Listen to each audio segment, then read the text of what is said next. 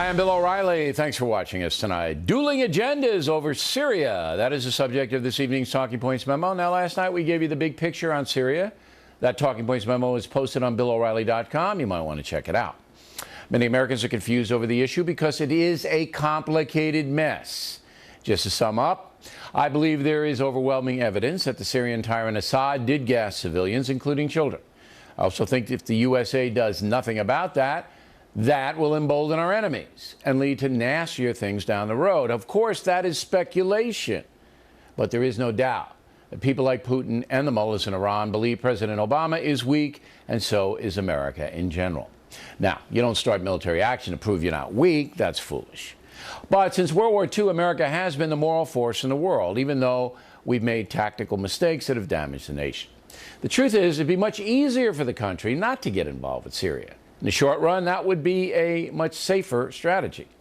But in the long run, it would be dangerous. Left unchecked, evil flourishes. So if we sit out Syria, believe me, we'll be facing heavy pressure down the road, most likely with weapons of mass destruction delivered by terrorists doing the bidding of Iran and other rogue nations. Now, because of that continuing threat, killers like Assad have to be confronted. Like Saddam, he's a war criminal, but unlike Saddam, he's in bed with Iran and with a number of terrorist groups. So as long as he's in power, the Middle East will be unstable. It's certainly true that nobody knows what will happen when Assad goes. Just like Libya and Egypt, chaos is likely. But Talking Points believes that if Congress votes to support a limited military strike against Syria, Americans should rally behind that, putting politics aside. If Congress says no, however, President Obama should not launch an attack, because that would create amazing chaos within America. We don't want that. It's not worth it. Summing up, Talking Points believes Assad did gas civilians, that he is a war criminal, that allowing him to go unpunished will cause many more problems for America down the road. And I hope Congress sees it that way. That's the memo. Now for the top story tonight. Let's bring in Fox News analyst Karl Rove, joins us from Austin, Texas. All right, I just want to run down. It's 10-7 vote to approve military action against Syria today in the Senate Foreign Relations Committee. Real quick. The votes yes: McCain, Flake, Corker, Menendez, Boxer, Barbara Boxer, supporting her guy, President Obama. Ben Cardin, Democrat, Maryland. Shaheen, New Hampshire. Coons, as liberal as they Delaware. get, supporting action. Oh, my God. And Dick Durbin, supporting action. Who'd have thunk it?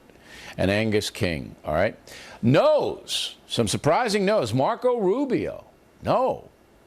Chris Murphy, Jim Risch, Bob Johnson, John Barrasso, Rand Paul, we knew that, Tom Udall. So how do you process this? How do you see it? Well, look, this was the easiest vote because it was the Senate Foreign Relations Committee, and between Menendez and Corker, you had bipartisan effort on behalf of the president's resolution. Bill, you touched on it earlier. The first and most important thing for the president to do is to convince the Congress and the American people that there is a strategic American interest in taking action against Saddam Hussein. Not simply a humanitarian or an international component, but there is a strategic U.S. interest. And you're right.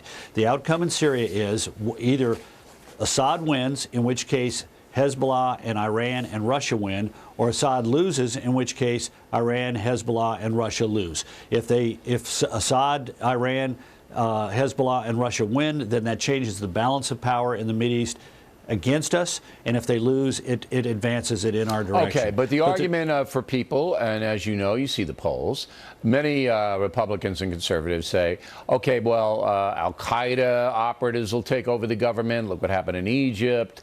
Worse people than Assad. I don't think he could be worse than Assad, but they do. Will take over. So even if we do downgrade Assad and he loses the civil war, it's not going to be good for America. Therefore, we should stay out of it completely. That's you touched on the second thing the president needs to do, which is taking action will result in a better situation for us. Look, the Free Syrian Army and the Free Syrian opposition to Assad was more secular and Western in orientation, not Islamist or jihadist 2 years ago. Since then, through the lack of action on the part of the United States, the elements of the Free Syrian Army that are best trained and most organized are the al-Qaeda affiliates. But I find it hard to believe that they're dominated by foreign fighters. A lot of people, literally people from New Zealand and Libya, for example. I mean, talk about an odd combination. But the president's got to make the case that American policy and the policy of our allies in the region has got to be to set up a situation where Assad goes, there is a better chance that the non-Islamist, non-jihadist elements of the Free Syrian opposition will come to power. And look, I find it hard to believe the Syrian people are going to accept a terrorist organization that is dominated by foreign fighters as the source of their next government. Okay. I think that's unlikely. But you basically have in this country war weariness, and we all understand that, who wants another fiasco. And then you have a cynicism, deep, deep, deep cynicism, particularly among conservatives, that President Obama is so inept that he can't do anything. That if you give him the authorization to go attack Syria, even if it's short duration and even if it's just from the air, he'll screw it up. And, you know, it's not going to come out the way we want it to come out because it's all speculative. Yeah. I mean, the case that I'm making and you're making, that a weak America emboldens people down the road, is a speculative case. I believe it firmly in my heart, and that's why I'm behind it. But speculative. Yeah, look, that's not speculative. What's speculative is the form of how we'll suffer in that case. But that's not speculative at all. If we lose, they win, we will suffer. The question is how we will suffer. You touched on an interesting point, though. NBC poll last week.